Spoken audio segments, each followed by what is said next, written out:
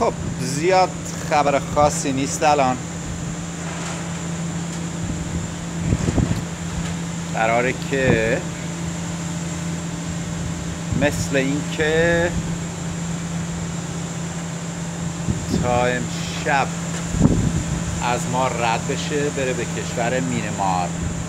دریا هم اتفاقا یکم آرومتر شده به مقایسه به امروز.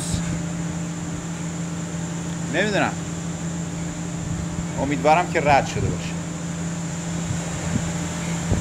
اینم که قرار واتر پارک بشه در آینده. این ساختمون 6 طبقه اصلا این میشه واتر سلاید که میرن از اون بالا با سرسره میان پایین، مثل اینکه 6 تا یا 7 تا سرسره اطرافش میخواد درست بشه.